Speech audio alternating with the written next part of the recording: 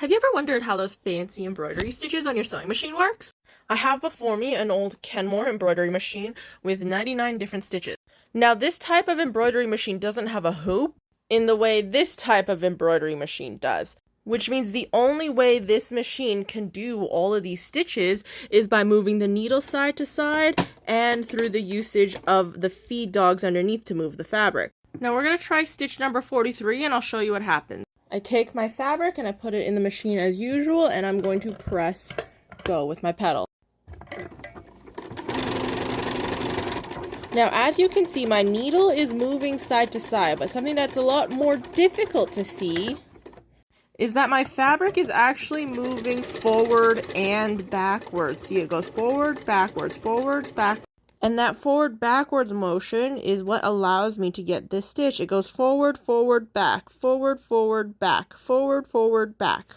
And that is how I get every single one of these designs. Now, making your resulting stitch actually look like those designs is a lot harder. Let's do a harder stitch, number 87.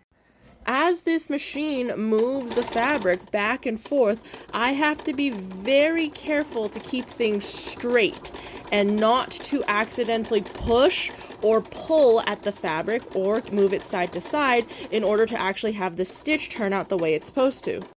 As you can see, this back and forth motion is a lot more complicated with this more complicated stitch.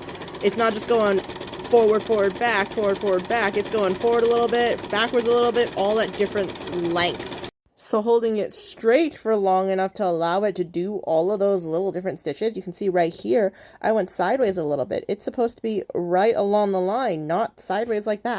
And that back and forth and the fact that there are more stitches just takes a lot longer. And ironically, with the fabric moving a lot slower, you have a lot more chance of shifting it side to side by minute amounts in comparison to when you're sewing through it really quickly. But that is essentially how these old embroidery machines work. It's just a combination of the feed dogs and the needle going side to side. The other type of embroidery machine that has a hoop will have you load fabric into this hoop, which then you load into this machine, and then this moves the fabric side to side, forward and back, and the needles actually don't move at all. You can get much more complex designs that way.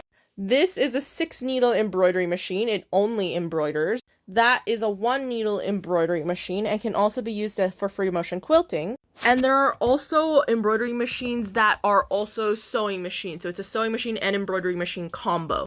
I don't have any sewing machine and embroidery machine combination machines to be able to show you guys, but if any sewing machine companies want to sponsor me, I would love to show off those types of machines.